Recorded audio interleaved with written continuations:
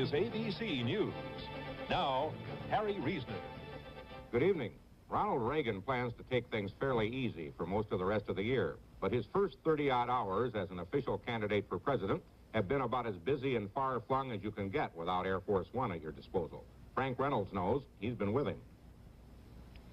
Ronald Reagan has been a formally declared presidential candidate for only 2 days.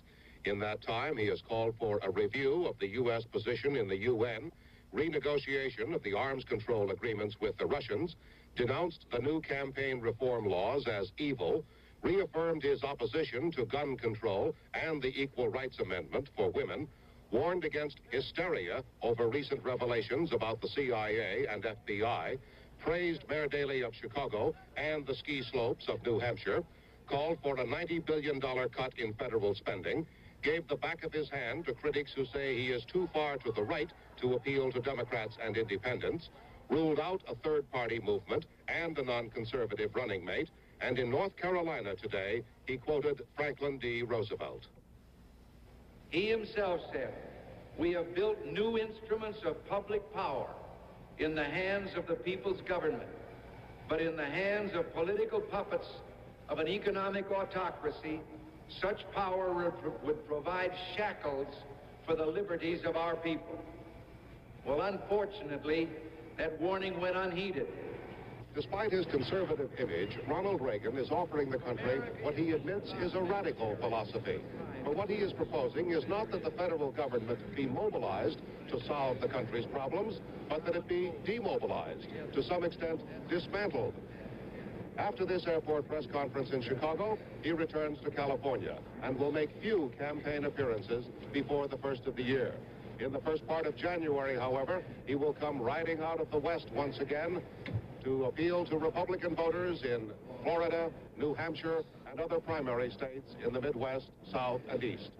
This is Frank Reynolds, ABC News, with the Reagan campaign in Chicago. That newest California poll shows Governor Brown soaring to what it terms an unprecedented peak in public confidence. Exactly half of those responding say the governor is doing a good job. But meantime, the same poll shows President Ford plummeting to his lowest level since he took office. Only 21% of those Californians rate him as good. Meanwhile, the former governor was stumping in New Hampshire today. Ronald Reagan pledged to support President Ford if he loses the presidential nomination. North Vietnamese officials will meet with a House committee next week in Washington. They want to know what happened to U.S. soldiers missing in action. And ABC correspondent David Snell explores the mind of a boy genius. These and other stories on ABC News and they mean all-around stereo systems. Everything you need, like this great Sansui system with a full-size record changer, these big three-way 12-inch speaker systems, and the Sansui AM/FM receiver. A fantastic system, and at the American sound price of only $333. Only one of over 120 systems in the $200,000 inventory. American Sound, all around Sunrise Mall, Florin Mall, and Watt Avenue at Highway 880. California small car buyers have an excellent domestic alternative in the new Ford Pinto MPG. The base MPG sticker price, excluding title and taxes, is lower than the new VW Rabbit, Toyota Corona, and the base 4-passenger Chevette. And Pinto's price also includes over $200 in extras like radial tires, rear window defogger, and tinted glass that are no longer extra. They're standard equipment. Some things to think about before you buy.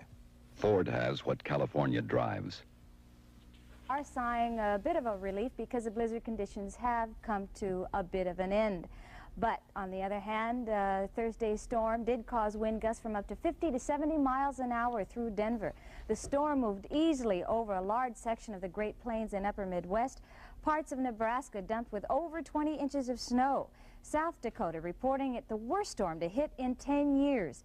At least 8 deaths have been attributed to the storm. The National Weather Service reporting that it has lost much of its punch and is now moving into Canada. So now we'll look at some of the temperature readings that we enjoyed through California. And if you take a close look, you'll notice that the coastal areas did a little bit better than we did through the interior. San Francisco, a high of 60 degrees. That's a little bit warmer than what we had. But then you'll notice Chico. That's kind of strange. They were up to 62, whereas Yuba City with a 56, Sacramento, that same figure. Stockton, a high of 57, Modesto 55, Fresno, that same figure, Monterey, a high of 60 degrees. Through the coastal areas, excellent visibilities, and actually it was clear throughout California from one end to the next, with the exception of the foggy conditions through the Central Valley.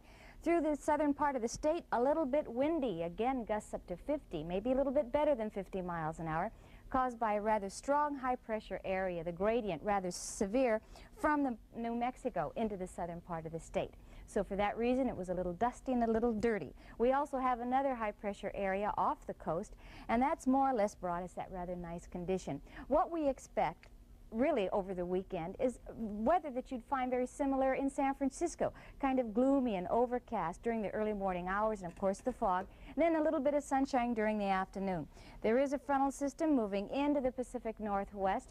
For that reason, there is a bit of a chance of rainfall if you're going hunting, for instance, in the extreme north coast and the North Sacramento Valley, and also in the higher mountain regions. There might be some snow flurries there. Otherwise, this is how it looks for San Francisco. A fair but partly cloudy weekend, variable winds to 15 miles an hour with a rather slow warming trend. For the northern mountains, by Saturday night, it should be quite cloudy with a very slight chance of showers in the extreme north portion Saturday night and Sunday. For the northern San Joaquin Valley, look for more fog in the morning hours, otherwise fair through Sunday, cold at night with areas of light frost and continued light winds. For the lower Sacramento Valley, morning fog, cloudy skies late Saturday, variable winds 5 to 15 miles an hour, and that slight chance of rain in the extreme north portion. And simply because we are going to have some clear skies tonight and light winds